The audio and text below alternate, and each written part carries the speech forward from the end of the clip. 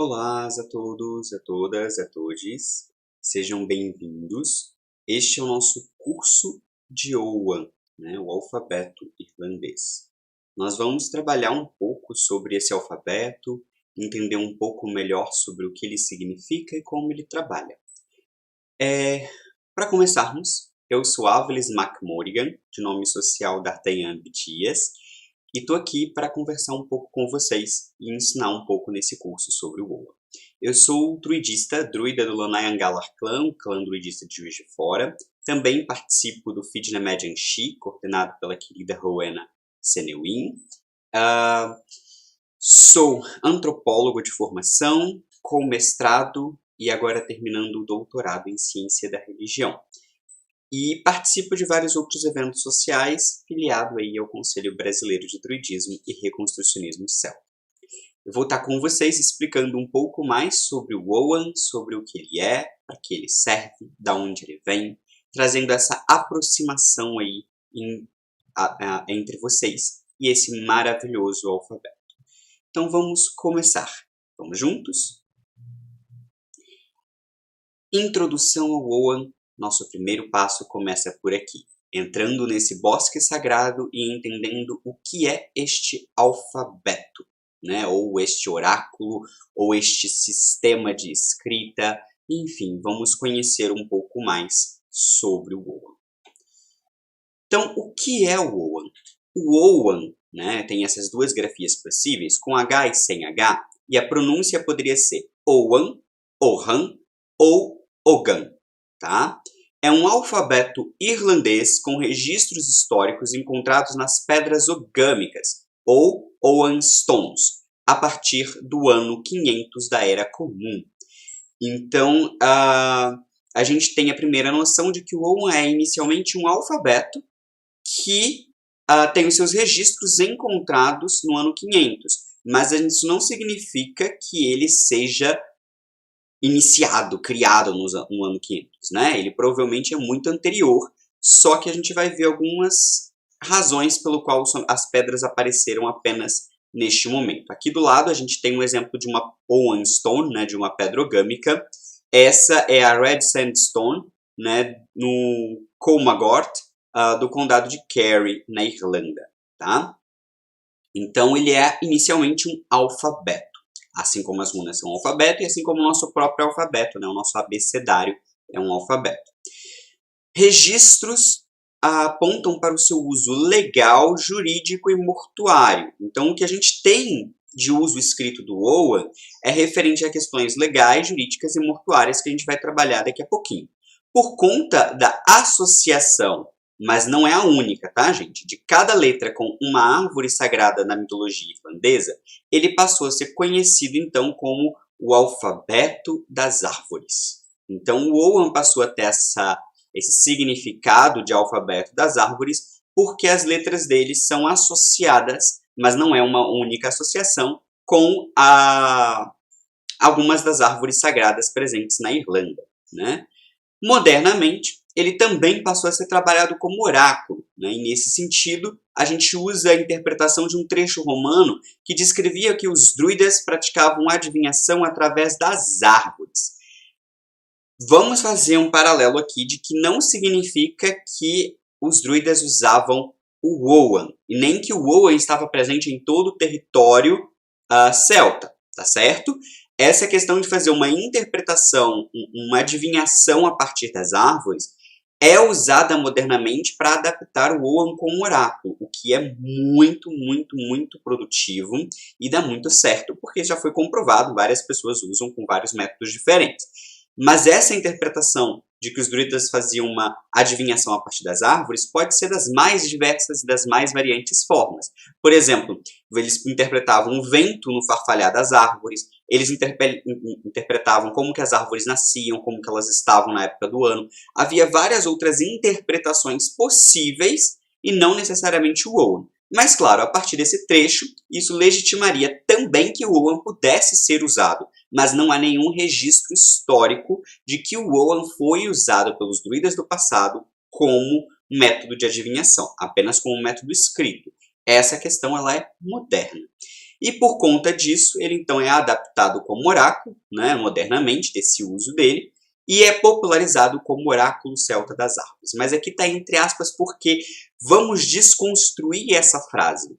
Vamos trocar o oráculo celta das árvores por oráculo irlandês das árvores, porque a gente vai ver que o Oa não é um alfabeto celta, é um alfabeto irlandês. A gente tem que tomar cuidado com essas generalizações, porque os celtas eram plurais, eram vários povos diferentes que tinham suas diferenças entre si. E por mais que mais de um povo tivesse usado o Oan em registros históricos, ele é criado e usado prioritariamente na Irlanda. Então ele é considerado um alfabeto irlandês e a gente poderia colocá-lo como um oráculo irlandês, tá certo? Quem criou ou inventou o Oa, então? Não existe uma pessoa, né, que a gente consiga chegar nos registros, lá o nomezinho fulano foi o inventor do Oa, foi a primeira pessoa a usar e ele que criou. Da mesma forma, não existe nenhum registro de quem teria criado a primeira pessoa mesmo a usar as runas, ou nenhum registro histórico da primeira pessoa a usar o nosso abecedário, o alfabeto árabe, o alfabeto chinês, qualquer alfabeto que seja, alguém criou ou algumas pessoas criaram, mas não existe um registro preciso de quem foi esta pessoa. A mesma coisa é o Oa. Então a gente vai trabalhar aqui da parte mitológica. Na versão mítica, o Oa teria sido criado pelo deus Ogma, que viveu ali entre as Tuatha de Danann, na Irlanda, na época de Bres MacLaren, rei de Ério, que seria a Irlanda, né? E a finalidade dessa criação teria sido provar a perspicácia desse deus e reservar os conhecimentos aos homens cultos.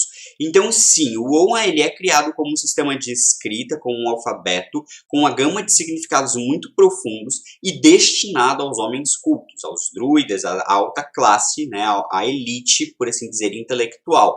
Isso porque os celtas tinham um tabu registrado pelos romanos da proibição da escrita. Tudo deles era oral, exatamente para preservar o sistema de escrita, os processos todos, para evitar corrupções ou erros ou adaptações errôneas do conto, do mito, do que teria sido escrito. Então esse poder da escrita era muito sagrado para esses povos e por isso eles eram detidos apenas por essa elite intelectual, tá? E uma das razões pela qual não temos nenhum uso do Oa anterior ao ano 500, como eu falei, é porque não se era usado para escrever em grandes coisas, ou quando era usado para escrita, era para coisas mais pontuais e provavelmente usado em materiais extremamente perecíveis, como casca de bétula, como escrever mesmo em talhes nas árvores, ou em talhes em madeira, ou mesmo escrever na terra, né, na areia, fazer desenhos, coisas que desapareciam muito facilmente com o tempo. Os registros das pedras vão ser posteriores e vai ter uma influência muito mais legal pelo que a gente vai ver. Então, no Leborogin, que é o Tratado de Oa, né, um dos manuscritos mais importantes para o estudo do Oa, a gente pode perceber que, no tempo de Bres, filho de Elarra, rei da Irlanda, o Oa foi inventado por Ogma, um homem bem qualificado no discurso e na poesia, e foi a partir das árvores da floresta que os nomes foram dados às letras do Oa.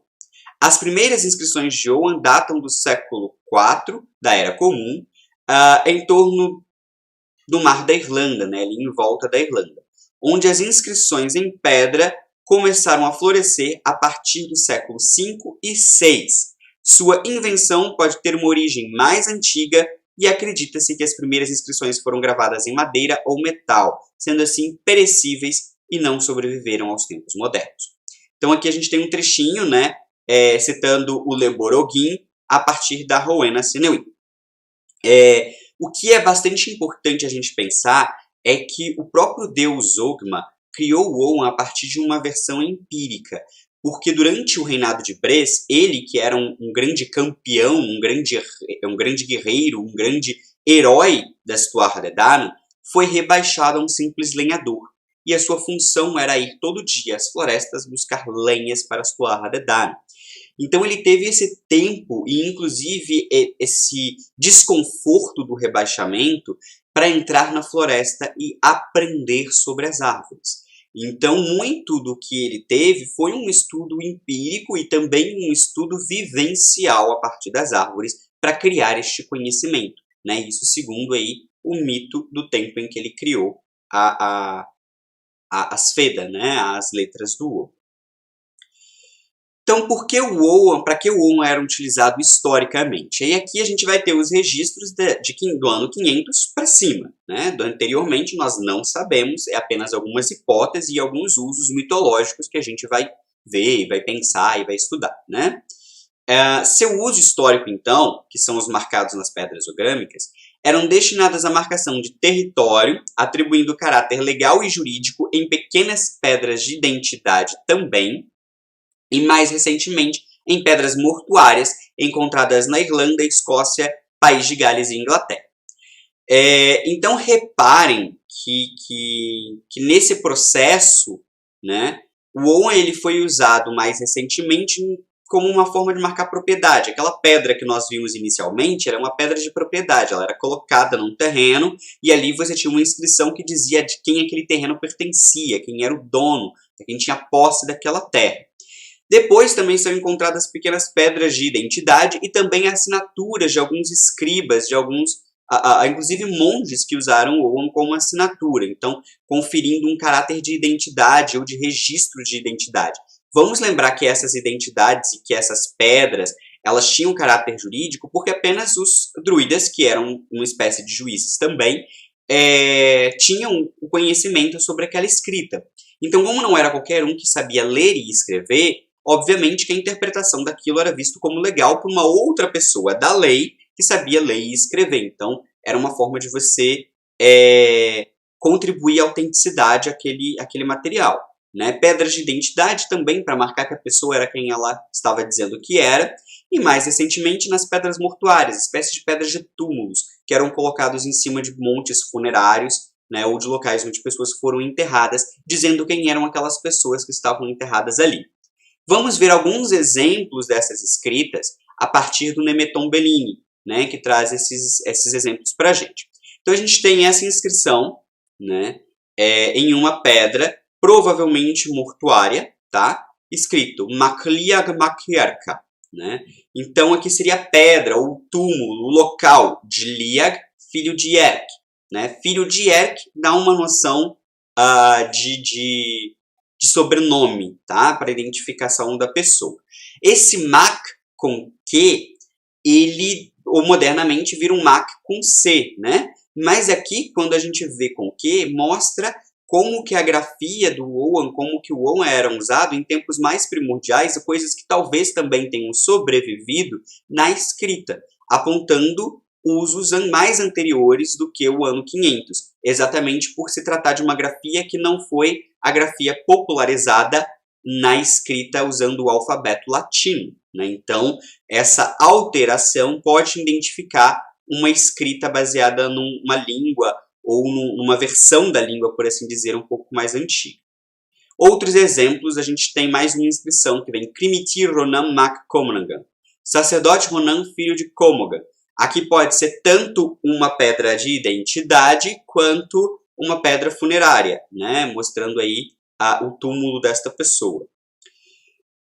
Kratuir Mac Ritauecas Mokualato, de Cautrus, filho de Ritauaxis, da tribo de Alates. Aqui a gente tem uma pedra de marcação de território. Esse território pertence a Catuíros, né? Então, é muito importante que a gente veja essa questão do genitivo, de Catuíros, né? Então, ou seja, propriedade de alguém, tá? A mesma coisa, um próximo, né?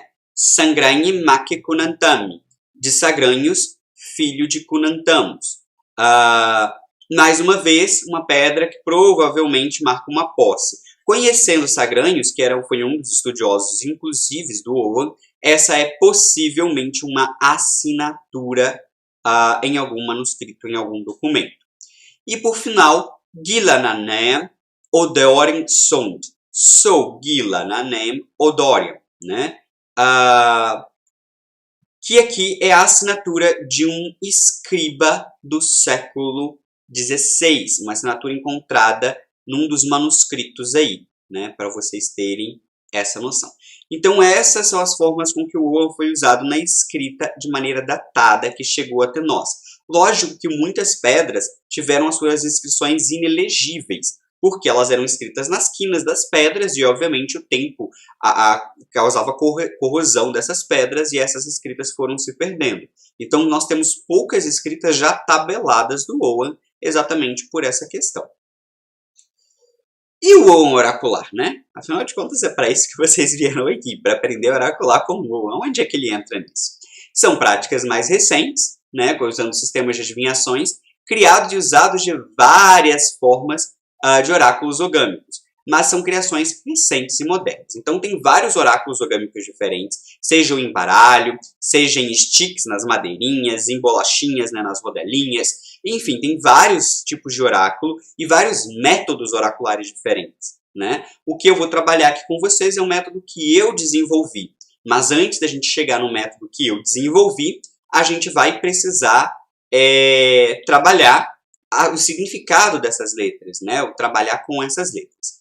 Entretanto, né, esse uso, além de comprovado religiosamente a sua eficácia, porque o uso oracular ele pode ser recente, mas nós temos a comprovação da sua eficácia, tem esse possível respaldo histórico aí, primeiro no registro romano, que atribuía, como a gente disse, né, uma forma oracular com as árvores, os celtas tendo uma forma oracular com as árvores, podendo ser referência em uso do Oan, né? Ou seja, podendo indicar também o uso do Oan nessa questão. E as próprias alegações etimológicas do Beloesos e Zarnos, num artigo que ele publicou no site dele, no Nemeton Bellini, traz um outro apontamento da etimologia, da origem das palavras, que também pode associar o Oan ao uso oracular. Então vamos ler as palavras do próprio Beloesos.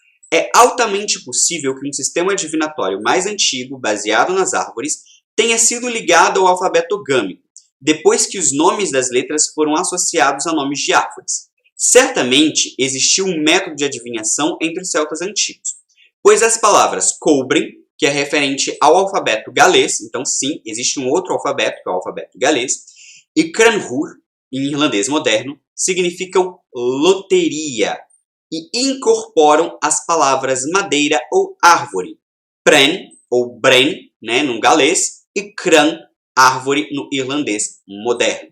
Então, como a própria palavra carrega esse significado de algo baseado em árvore para falar de loteria, de sorte, é bem possível que isso tenha sido usado como um método oracular, sim, no passado.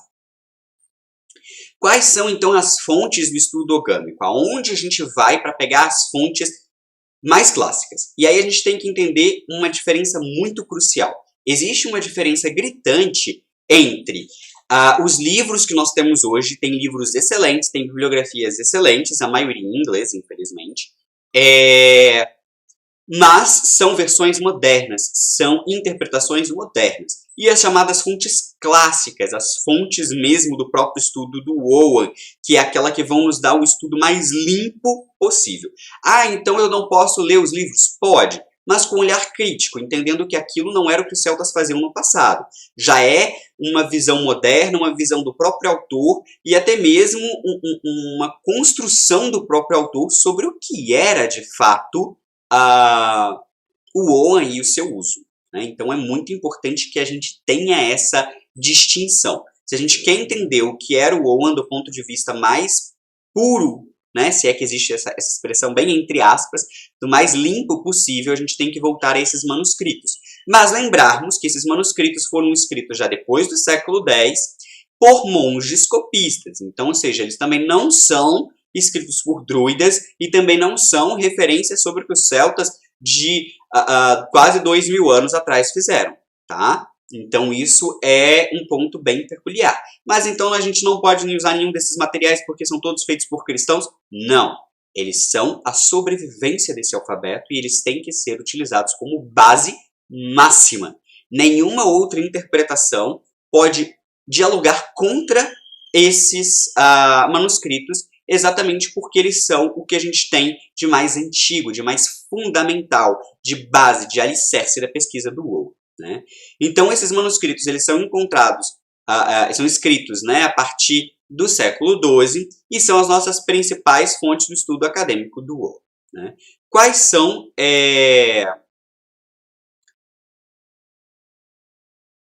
Uma coisa que é importante antes de eu falar de quais são esses manuscritos é que algumas pessoas vão focar apenas no estudo do manuscrito e não vai ter mais nenhuma outra referência.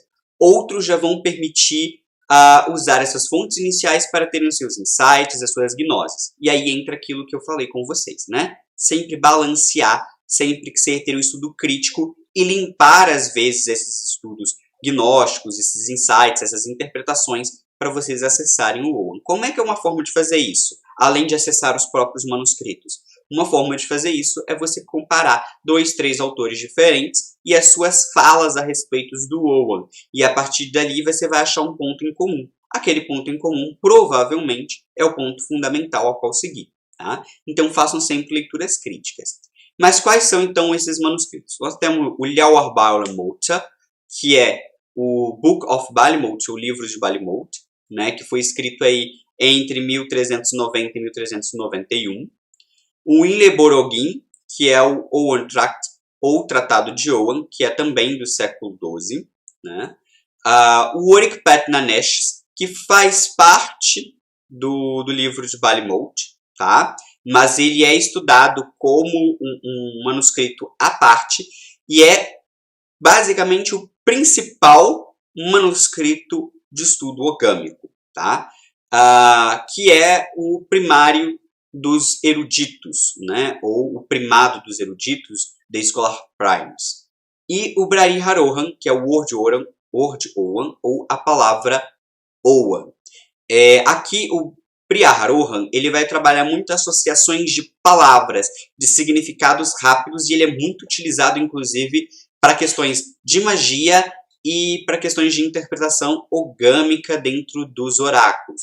Enquanto o Oric Pat Nanesh, por mais que ele use bastante significados oraculares ali também, e significados mais profundos, ele acaba sendo usado mais por uma questão gramatical, né? Tanto ele quanto o Leborogin, né? Que é o Tratado de Owen, acaba sendo usado mais por uma questão gramatical e histórica do Owen aí. Mas todos esses manuscritos compõem com base e com força, né, o que a gente tem de primário, de base, de fundamental do estudo do Owen. Então é muito importante que a gente acesse esses manuscritos e a gente entre em contato com esse material, principalmente quem souber aí inglês. Então, a grafia do Owen, né? A grafia mais comum é a registrada na linha, na primeira linha da folha 170R do livro de Balimot, que é esta grafia que está aí na fotinha do nosso lado, né? Mas, nessa página e na sua página subsequente, são registradas ao todo 98 grafias diferentes do Owen, todas igualmente legítimas. Qual que é a importância disso? É a gente entender que o Owen, ele vai ter mais de uma grafia. Essa é uma das grafias possíveis, é uma das formas de se escrever, e algumas grafias são muito diferentes dessas. Então, nós temos 98 formas de escrever o Owen. A maioria dessas não são usadas, não são trabalhadas, né, dessas outras grafias. Essa é a mais comum, a mais popular e a que mais se disseminou. Algumas, inclusive, porque se perdeu parte delas por causa de corrosão nos próprios manuscritos, né? E outras porque são bastante confusas mesmo em seu uso, tá? Nessa grafia, por associação, cada letra é atribuída a uma letra latina, né? Ou um fonema. E aqui é muito importante a gente pensar que o Owen também é um alfabeto fonético, para além de um alfabeto dedicado nas letras. Outras atribuições registradas são com as árvores, animais, lugares e heróis, né? E aqui animais, principalmente pássaros, tá? Então tem esses registros dentro do Owen. E aí são associações, né? Então aqui a gente está vendo, por exemplo, cada letra do Owen associada a uma letra, né? Ou a um fonema baseado aí no alfabeto latino. Um detalhe importante que a gente já pode ver na foto é que o Owen é lido de baixo para cima na sua versão original, na sua versão histórica, antes dos manuscritos, né, datada nessas pedras, nesses monumentos, a gente percebe que ele é lido na vertical e de baixo para cima, tá? Então, a gente falou aí das variantes orgânicas, das várias escritas. Essas são as 2 páginas do Liao Balhamut, né, do livro de Balhamut, contendo as 98 variantes da grafia orgânica. Então, cada linhazinha dessas é uma variante de inscrição do OA. O OA que nós trabalhamos, que vamos trabalhar aqui e que é mais utilizado, está nessa primeira linha dessa página da nossa esquerda, né, que é aquela grafia que nós vimos anteriormente ali, tá? Então, como eu disse, originalmente o OA era escrito na vertical, de baixo para cima. Apenas na Idade Média, com seu uso nos manuscritos, é que ele vai ser escrito na horizontal, da esquerda para a direita, da mesma forma que o latim. No OA, as letras são chamadas de FID, no singular, e FEDA, no plural. E FID significa galho ou árvore. Elas são escritas em cima de uma linha central que se chama flask. Outro significado e flask significa, tronco. Não existem pontuações e acentuações no OA. Como a gente viu, ele era usado para grafias e escritas pequenas, curtas, objetivas. Então, não era utilizado para grandes textos, não sendo necessários a pontuação. E a acentuação ela é inexistente no OA. Então, mesmo a língua irlandesa, por exemplo, tendo muitos acentos, quando ela é escrita dentro do alfabeto orgâmico, ela não repetirá esses acentos, né? Além das pontuações que marcam o início do texto, né, o espaço entre as palavras e o final do texto. Então, as únicas pontuações que nós temos no OA seriam uma espécie de o texto começa aqui, o espaço entre as palavras e o texto termina aqui. Como é que são os nomes, então, dessas pontuações? A escrita se inicia com um sinal conhecido como 8. 8 é uma espécie de Vzinho de cabeça para baixo, como a gente pode ver nessa primeira imagem, né? É uma espécie de Vzinho de cabeça para baixo na inscrição vertical ou na horizontal, um sinal de maior que, por assim dizer, né? E ele marca o início do texto. E termina com o sinal chamado de Eit Wahil, ou Eit invertido, né? Que é um V, por assim dizer, ou o sinal de menor que, né? Vertical, horizontal. E o espaço entre as palavras é uma linha reta central chamada de flask ou de espaço. Tá? É o próprio flask que é usado e é o espaço. É o espaço entre as palavras. Não há outras pontuações. Então vamos ver um exemplo. A palavra gra, que é amor em gaélico, né? Vamos ver aqui no sentido horizontal. Nós temos o eit iniciando a palavra, iniciando o texto, o flask, que é a linha central, e as letras inscritas sobre ele. G, R, A, sem acento. Na vertical, o eit iniciando, o flask, que é a linha central, e as letras correspondentes à palavra. G, R, A, gra. Certo? Aqui, uma coisa que eu já posso adiantar a vocês é como que na versão vertical, apesar de maneira bastante simples, o OA vai lembrar uma árvore, né? Vamos ver aqui, vamos reparar que o eit faz uma espécie de raízes, o flask, que já significa tronco, né? No centro, e as feda, que são as letras, que são galhos, compondo esta árvore, de maneira com que cada palavra ou texto escrito no OA simbolizaria assim, então, uma árvore. Isso por si só já faz a própria poesia do OA e faz esse alfabeto de tracinhos que muitas vezes deixa a gente tipo, nossa, sério, um alfabeto tão simples, tão bobo, tão, né, os celtas tinham arabescos tão lindos, ficarem mais poéticos. E isso tem sim um respaldo nos textos e nos manuscritos, que a gente vai ver daqui a pouquinho. Então, como que o OA é organizado? Na organização do OA, ele é dividido em 4 acmes, ou 4 famílias, raça ou grupo, né? E um acme adicional chamado forfeda, letras adicionais. Então, cada acme, que seria cada família, vai conter 5 feda, ou seja, 5 letras, totalizando 25 letras dentro do OA. Algumas pessoas não trabalham com as forfeda, reconhecendo que elas seriam incorporações modernas dentro do OA, porque não seriam usadas no passado exatamente pelo próprio nome de letras adicionais. Em meus estudos, a gente percebe que as forfeda representam ditongos, que são muito importantes dentro da fonética e da escrita irlandesa, principalmente moderna. Mas, para mim, elas fazem parte do OAN tanto quanto as demais. Isto por quê? Porque elas estão registradas em todos os manuscritos que nós temos acesso. O não uso ou a inexistência dela no passado só pode ser uma especulação. Não tem como a gente garantir que elas não eram utilizadas no passado e que elas foram criadas ou inventadas por esses estudiosos do OAN já na Idade Média. Então a gente tem que tomar esse cuidado, né? E para mim, eu fico com o que está no manuscrito. Mas dá para a gente entender quem não trabalha com essas letras e quem vai trabalhar apenas com as 4 famílias, os 4 acmes principais aí.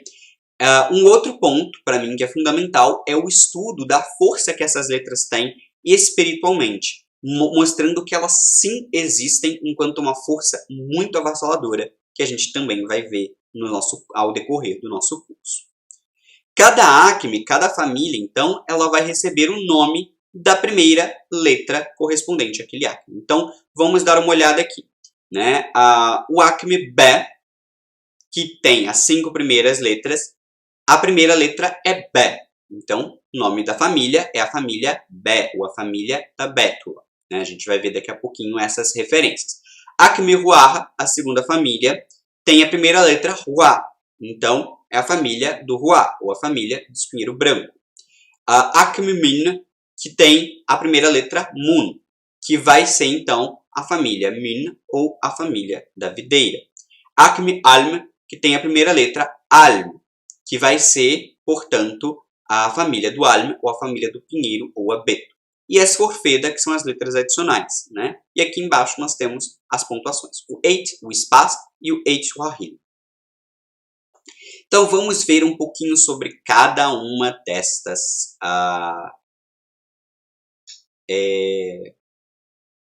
letras, né? Dessas famílias. Acme B. Acme B é a família da Bétula. E ela, então, tem os tracinhos desta maneira. Tracinhos na vertical, as letras ficam à direita do traço e na horizontal as letras são registradas abaixo do traço. Aqui a gente tem uma coisa que facilita um pouco, que é, cada família tem 5 letras. Se a gente decorar a direção que o traço está, as letras elas vão sendo um degradês, acrescentando traços a mais, né, naquela linha. Então a primeira letra tem um traço, a segunda 2, a terceira 3, a quarta 4 e a quinta 5 traços. E assim será nas 4 acmes, nas 4 famílias principais. Este é o padrão. Reconhecendo qual é a direção do traço da família, cada letra é associada com um traço a mais. Então, a primeira letra correspondente à letra B, que é Bé, a Bétula. A segunda letra, que são 2 tracinhos, é a letra L, Luís, a sorveira. A terceira letra, 3 tracinhos, F, Fiarn, amieiro. A quarta letra, 4 tracinhos, S, Sal, salgueiro. Quinta letra, 5 tracinhos, N, Nian, freixo. Tá? Depois eu vou ensinar uma forma mais fácil de a gente decorar essas direções, tá? De quais tracinhos vão para que lado. Acme Ruarra. Essa faz muita confusão com a primeira, porque se a gente reparar é o oposto da primeira. Se na vertical a primeira tem os traços para a direita, a segunda tem os traços para a esquerda. Se na horizontal a primeira tem os traços para baixo, a segunda tem os traços para cima. Então essas duas, em geral, são as mais difíceis de decorar porque elas são opostas uma à outra.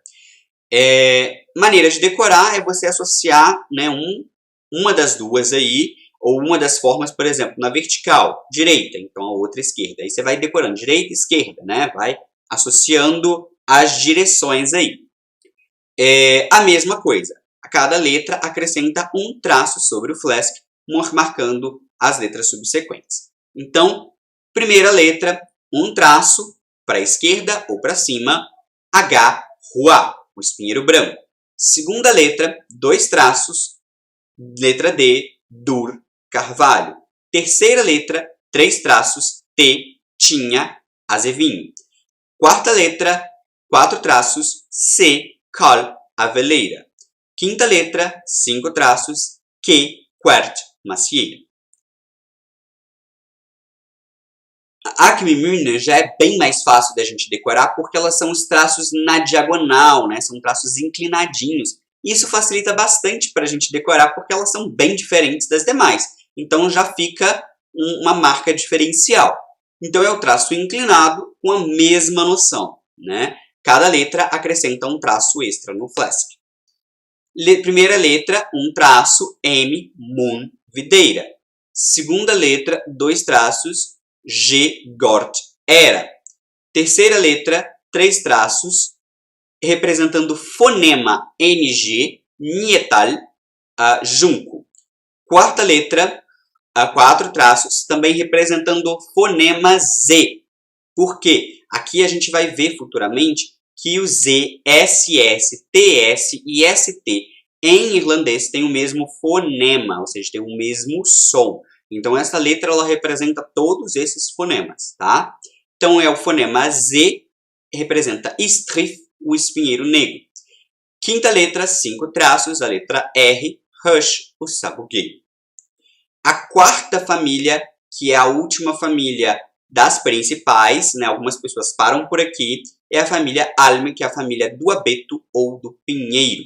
E ela é o traço totalmente reto e perpendicular ao Flask. Então, é um traço que vai cortar o Flask de maneira reta, totalmente retinho, né? Na vertical, ele fica um traço horizontal e na horizontal ele será um traço vertical. A mesma coisa, ele acrescenta um traço, né? Um risco a cada letra dentro do Flask, né? Então, a primeira letra, um traço, letra A, Alme, que é o pinheiro ou abeto. E segunda letra, dois traços, a letra O, On, é o tojo. Terceira letra, três traços, a letra U, Ur, a urze. Quarta letra, quatro traços, a letra E, Ea, o álamo tremedor ou choupo. Álamo tremedor e choupo são nomes da mesma árvore, tá? São nomes diferentes da mesma árvore. Quinta letra, cinco traços, letra I, Ia, teixo. Então, a quarta família é a família das vogais. E os forfeda, que são as árvores adicionais, as letras adicionais, são as mais fáceis de decorar de todas, porque são essa família com os desenhos completamente diferentes das demais, né? E a gente vai ver que existe uma razão para isso. Eles representam ditongos, portanto, o Oan ele vai ter essa representação aí, né, a forfeda, perdão, vai ter essa representação de ditongos que representam fonemas diferentes na escrita irlandesa. Então, a primeira, que é um xizinho, é o Eva, o álamo branco. Cuidado para não confundir com o álamo tremedor. A segunda é o OI, né, que é esse losangozinho, que representa a letra OI, né, que é o OR, o evômio. A terceira letra é essa espiralzinha, que vai representar o fonema UI, Ilan, a Madre Silva. A quarta letra é esse duplo X, por assim dizer, que representa o fonema IA, Ifen, a groselheira. E a quinta letra é essa trama, né? Esse embaralhado, essa trama de letras, que representa o fonema AE, Evanhul, o Amamedes. Tá? Então, esses são as cinco famílias, os cinco acmes do Oan, né? E aí a gente tem as direções. Na vertical, ficaria direita, esquerda, inclinado, reto e os diferentes, né? Na horizontal, para baixo, para cima, inclinado, reto. Tá? São maneiras da gente associar essa decoreba aí desses traços, tá bom? E aí a gente fica em desespero. né? Imagino que alguns de vocês devam estar exatamente neste momento desesperados. Como decorar o Oan? Socorro! Né? E aí, nessa questão, a gente tem completa ciência de que vocês ficam confusos no início, eu fiquei confuso. É um monte de pauzinho para um lado e para o outro e a gente fica completamente doido. Mas tem essa beleza escondida que eu falei para vocês. Primeiro, eu já falei, né? Se cada letra é um galho inscrito sobre um tronco, a gente pode associar que o desenho das letras não é um meramente prático, mas sim simbólico. E cada palavra pode ser considerada uma árvore com seus galhos únicos, né, com seus símbolos únicos, e cada texto, então, considerado um bosque inteiro. Né? Então, isso é a parte poética que faz essas letras ficarem um pouquinho mais bonitinhas para a gente. Fora isso, no Leborogin, nos oferece uma forma prática de aprendermos a memorizar o Oa. Nele, a gente vê escrito que lê-se o Oan como se escala uma árvore. Essa é a chave para decorar o Oan, a meu ver. Se o Oan na vertical é lido como se escala uma árvore, é só a gente lembrar como a gente escala uma árvore. E aí, nesse caso, o mundo é feito de destros para os destros, né? Os canhotos, infelizmente, muitas vezes não encontram representatividade, e no Oan também essa representatividade não acontece. Então, se a gente adota o sistema vertical, como eu disse, a gente pode memorizar a direção das famílias através da escalada da árvore. A mão direita é quem vai escalar uma árvore, né? A primeira mão é a mão direita para testar, que é a mão de força, testar o galho se ele está firme. Se ele estiver firme, a gente vai dar o segundo apoio com a mão esquerda. Então, direito, esquerdo. Sendo destros, a nossa perna esquerda se ancora mais em cima do tronco, enquanto a nossa perna direita permanece no chão para dar impulso. Então, a gente fica inclinado, perna de esquerda para cima, perna direita para baixo. A terceira família é inclinado. Com o impulso dado, a gente sobe em cima da árvore, a gente fica reto em cima do galho. Então, a linha reta. Então, para decorar as 4 primeiras famílias, é só lembrar da associação de como se sobe uma árvore. Direita, esquerda, inclinado, reto. Né? Então, a gente fazer esse passo a passo. E aí é só lembrar que cada letra, cada família, as 5 letras vão derivar o número de traços inscritos. Primeira 1, segunda 2, terceira 3, quarta 4, quinta 5. Né? Cada uma com um traço a mais naquele tronco. Então fica mais fácil a gente decorar se a gente primeiro decorar a direção das famílias e depois decorar quais letras pertencem a cada família. Né? A gente vai associando de família por família. Tá? Os forfeda, que tem esses símbolos diferentes, representam as coisas que nós encontramos quando nós subimos na árvore. Primeiro passo, quando a gente sobe, em geral, a gente olha para baixo. Então, a gente vê um caminho cruzado, né? As raízes daquela árvore. O segundo passo é a gente buscar os frutos que nós viemos pegar, que é o losango, né? O formatozinho de um fruto que você vai colher na árvore. Depois, em sequência, nós encontramos flores, né? Folhas e flores, que é a espiralzinha, que representa essas flores na copa da árvore. Ou nós podemos encontrar espinhos, que é aquele duplo X. E por fim, se nós olharmos a copa da árvore, veremos uma trama de galhos em volta de nós. Certo? Então, decorar a cada família de 5 letras, derivando, né, o número 5 pelos traços, já é um ponto mais fácil se nós tivermos decorado a direção de cada família. E aí, no sentido vertical, é só a gente lembrar de escalar uma árvore. Tá certo? Então, muita informação, mas estamos chegando no final e depois vocês podem assistir e reassistir esse vídeo quantas vezes quiserem. Como o Oan pode ser usado? Os usos do Oan são inúmeros, né? Mas ele tem uns usos mais comuns, que é atividades religiosas da espiritualidade céltica e do paganismo irlandês. Então, ele pode ser usado em atividades religiosas, como meditações, que é o próximo item, inclusive, mantras, uma espécie de mantras, como símbolos de proteção, como forças a serem invocadas ou evocadas, né, dentro das atividades religiosas. Ele pode ser usado em métodos oraculares próprios, porque cada autor desenvolve o seu método oracular, tá? Não é um método único universal. Ele pode ser usado em escrita mágica codificada ou cifrada. Ele também pode ser usado em trabalhos mágicos dos mais diversos tipos e na criação de sigilos mágicos. Então, essas são os usos mais comuns que o Oan vai ter aí dentro da utilização. Lógico que nós vamos focar muito nesse curso, como é um curso de Oan oracular, no uso oracular do Oan, mas todas essas demais utilizações são plenamente possíveis. E a gente poderia dizer, por fim, então, que o Oan é um kit de chaves e portais para o conhecimento, a magia e o outro mundo.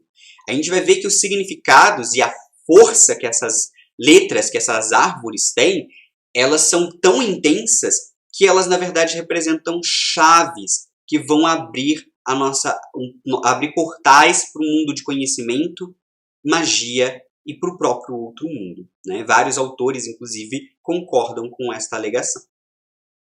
Então, para a gente iniciar a nossa jornada e finalizar esta aula, vamos entender o que a gente precisa para prosseguir de agora.